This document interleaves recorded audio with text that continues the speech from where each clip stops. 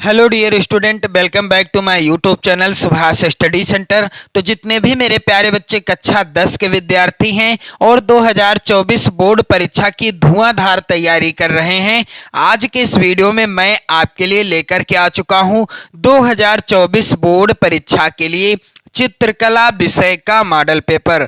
और इस model paper से मैं आपको गारंटी देता हूं कि आपकी बोर्ड परीक्षा 2024 में 100% प्रश्न पूछे जाएंगे। तो साथ ही साथ मैं आपको बताने वाला हूं कि पेपर कैसा आएगा चित्रकला विषय का। और मेरे प्यारे बच्चों, यहां पर आप लोग ध्यान दीजिएगा, यहाँ पर समय आपको 3 घंटे 15 मिनट का मिलेगा, जैसा कि प्रत्येक पेपर में आपको मिलेगा। पेपर का पूर्णांक रहेगा 70 अंकों का। और यहाँ पर कुछ निर्देश यानी नोट्स लिखा हुआ है, जैसे कि पहला है 15 मिनट पहले ही आपको पेपर मिल जाएगा पढ़ने के लिए। आप पेपर को अच्छे से पढ़ें और जो आपको आता है सबसे पहले उसी का उत्तर दें, ये मेरी आपसे सलाह है। तो मेरे प्यारे बच्चों, यहाँ पर निर्देश पहला दिया गया है, अपना अनुक्रमांक ड्राइंग शीट के कवर पेज पर स्पष्ट अंकों एवं शब्दों में लिखिए तथा केंद्र व्यवस्थापक के हस्ताक्षर युक्त मोहर प्रत्येक प्रपत्र पर लगवाकर कक्ष निरीक्षक से सभी पृष्ठों पर स्पष्ट हस्ताक्षर भी कराइए। तो ये काम आपका है, ये सब चीजें आप बोर्ड परीक्षा में करिएगा। मेरे प्यारे बच्चों, अगला निर्देश है, प्रश्न पत्र का, खा और गा 3 खंडों में विभक्त है। कितने खंडों में? 3 खंडों में विभक्त है। तीनों खंडों को हल करना अनिवार्य है और तीनों खंडों को हल करना भी अनिवार्य है, यानी खंड का, खा और गा, इन तीनों खंडों को हल करना बिल्कुल अनिवार्य है। और मेरे प्यारे बच्चों, यहाँ पर आप लोग ध्यान देंगे, खंड का के अंतर्गत क्या लिखा हुआ है यहाँ पर, इस खंड में आलेखन कला अथवा प्रावैधिक कला के प्रत्येक के 20 बहुविकल्पी प्रश्न हैं। यानी इस खंड के अंतर्गत आलेखन कला के और प्रावैधिक कला के 20 बहुविकल्पी प्रश्न हैं, जिसमें से किसी एक के 20 बहुविकल्पी प्रश्नों के उत्तर देने हैं। जिनमें से आपको क्या करना है, किसी एक के 20 बहुविकल्पी प्रश्नों के उत्तर देना है। आपके द्वारा आलेखन कला अथवा प्रावैधिक कला में से जिस भाग का चयन किया गया हो उसे OMR शीट पर अवश्य अंकित करें। आपने जिस भाग को, यानी आलेखन कला या फिर प्रावैधिक कला, दो में से किसी एक को प्रश्नों को आपको हल करना है, यानी 20 प्रश्नों को हल करना है। यदि आपने आलेखन कला वाले प्रश्नों को किया है तो आपको OMR शीट में अंकित करना होगा।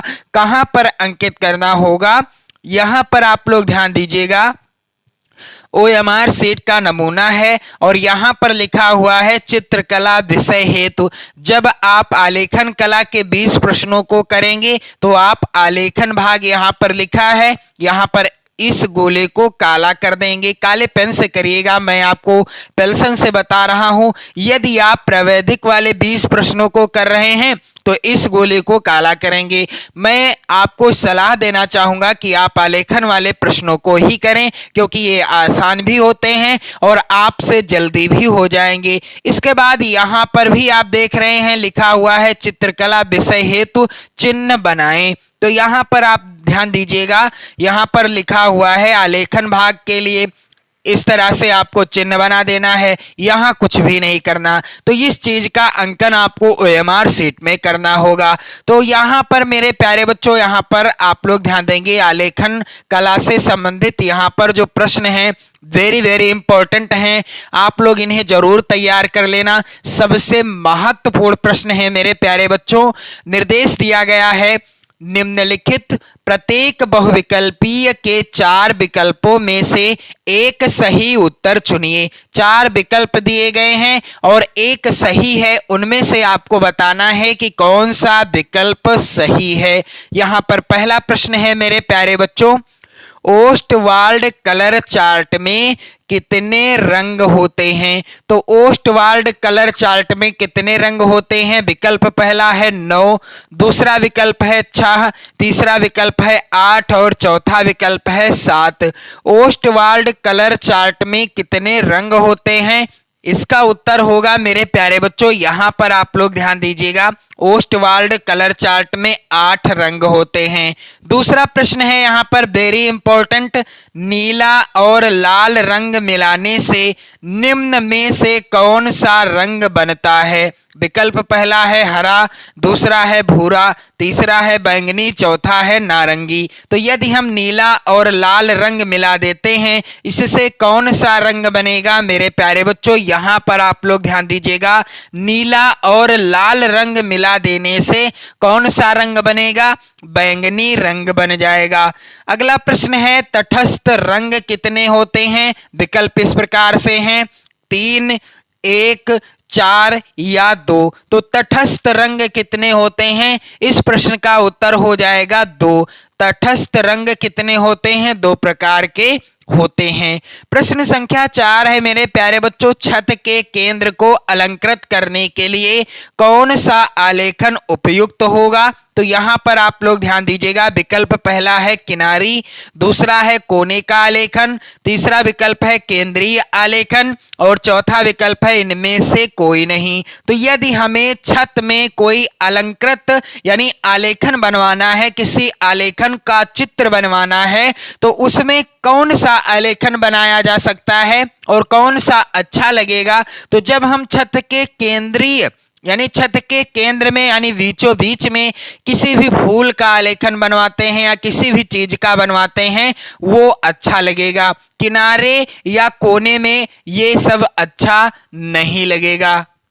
प्रश्न संख्या 5 है यहां पर मेरे प्यारे बच्चों, द्वितीयक रंग कितने होते हैं? 2, 6, 8 या 3। तो सही विकल्प क्या होगा? द्वितीयक रंग कितने होते हैं? उत्तर हो जाएगा यहां पर 3। द्वितीयक रंग कितने प्रकार के होते हैं? 3 प्रकार के होते हैं। अगला प्रश्न संख्या 6 है, नीला और लाल रंग मिलाने से निम्न में से कौन सा रंग बनता है? तो नीला और लाल रंग बनाने से बैंगनी रंग बनता है। मैंने आपको बता दिया है, यह प्रश्न रिपीट हो गया है। अगला प्रश्न संख्या 7 है मेरे प्यारे बच्चों, पीले रंग में लाल रंग मिलाने से कौन सा रंग बनता है? तो जब हम पीले रंग में लाल रंग मिला देंगे तो इससे हमें कौन सा रंग प्राप्त होगा? यहां पर विकल्प पहला है धानी, दूसरा विकल्प है आसमानी, तीसरा विकल्प है बैंगनी, चौथा विकल्प है नारंगी। तो जब हम पीले रंग में लाल रंग का मिश्रण करेंगे यानी लाल रंग मिलाएंगे तो हमें कौन सा रंग मिलेगा? इसका उत्तर होगा मेरे प्यारे बच्चों नारंगी। पीला और लाल रंग मिला देने से हमें नारंगी रंग प्राप्त होगा। प्रश्न संख्या 8 है, कौन सा रंगों का माध्यम सर्वाधिक पारदर्शी होता है? और आपसे रिक्वेस्ट है कि आप लोग वीडियो शेयर कर देना। इन सभी प्रश्नों को आप अपनी नोट्स पर लिखते जाना, क्योंकि इन्हीं प्रश्नों में से जरूर आएंगे आपकी बोर्ड परीक्षा में प्रश्न, ये 100% की गारंटी है मेरे प्यारे बच्चों। यहां पर अगला प्रश्न क्या है, पीले रंग में लाल रंग मिलाने से कौन सा रंग बनता है? तो नारंगी रंग बनता है। अगला प्रश्न जो है, कौन सा रंगों का माध्यम सर्वाधिक पारदर्शी होता है? तो यहां पर विकल्प है पहला पेस्टल, दूसरा जल रंग, तीसरा ऑयल कलर और चौथा पेंसिल कलर। तो कौन से रंग ऐसे होते हैं जो कि पारदर्शी होते हैं? उत्तर होगा इसका मेरे प्यारे बच्चों, यहां पर आप लोग ध्यान दीजिएगा, जल रंग। जल रंग कैसा होता है? सर्वाधिक पारदर्शी होता है। प्रश्न संख्या 9 है मेरे प्यारे बच्चों, काले रंग का विरोधी रंग कौन सा है? क्या हरा रंग है, लाल है, सफेद है या फिर नीला?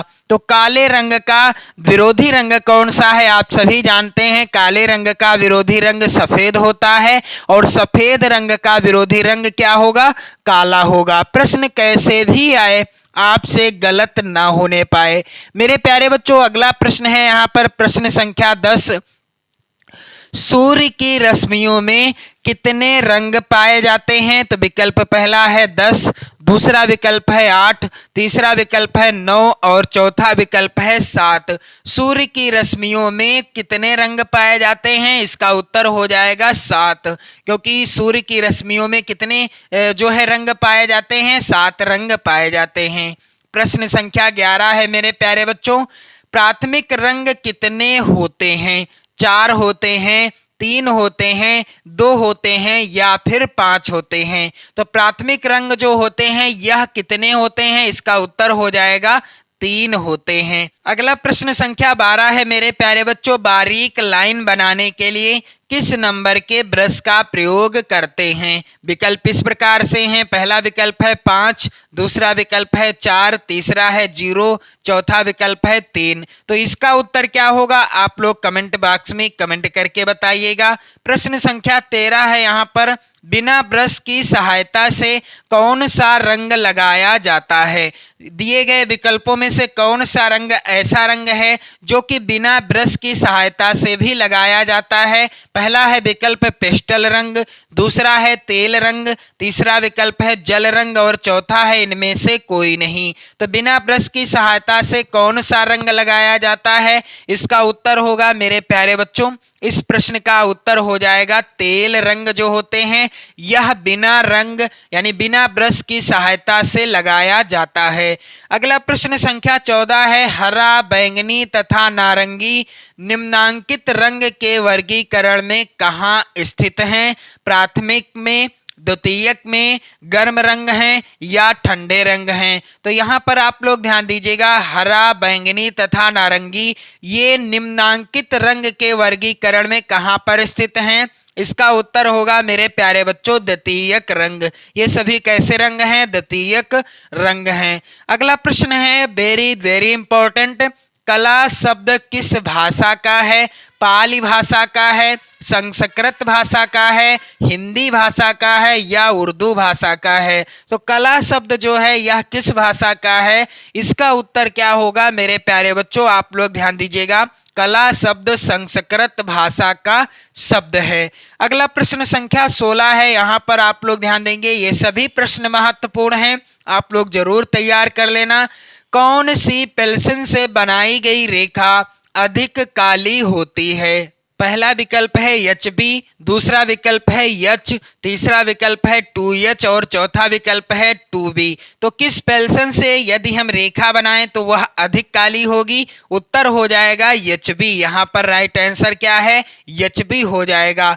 प्रश्न संख्या 17 है, कौन सा गर्म रंग है? दिए गए विकल्पों में से कौन सा रंग है जो कि गर्म होता है? पीला, नीला, लाल या फिर हरा? तो दिए गए विकल्पों में से लाल रंग एक ऐसा रंग है जो कि गर्म होता है। और प्रश्न संख्या 18 है, हरा रंग आंखों पर कौन सा प्रभाव डालता है? तो विकल्प है पहला गर्म, दूसरा सामान्य, तीसरा ठंडा और चौथा कोई प्रभाव नहीं। तो हरा रंग आंखों पर कौन सा प्रभाव डालता है? इसका उत्तर हो जाएगा ठंडा प्रभाव। हरा रंग हमारी आंखों पर कैसा प्रभाव डालता है? ठंडा प्रभाव डालता है। प्रश्न संख्या 19 है मेरे प्यारे बच्चों और सबसे सरल प्रश्न है, इंद्रधनुष में कितने रंग होते हैं? तो आप बचपन से सुनते आए होंगे कि इंद्रधनुष में 7 रंग होते हैं। अगला प्रश्न संख्या 20 है, सफेद का विरोधी रंग कौन सा है? तो सफेद रंग का विरोधी रंग काला रंग है और काले रंग का विरोधी रंग क्या है? सफेद है। यहाँ पर काला लिखा नहीं है विकल्प में, लेकिन आप लोग ध्यान देंगे सफेद रंग का विरोधी रंग क्या होता है?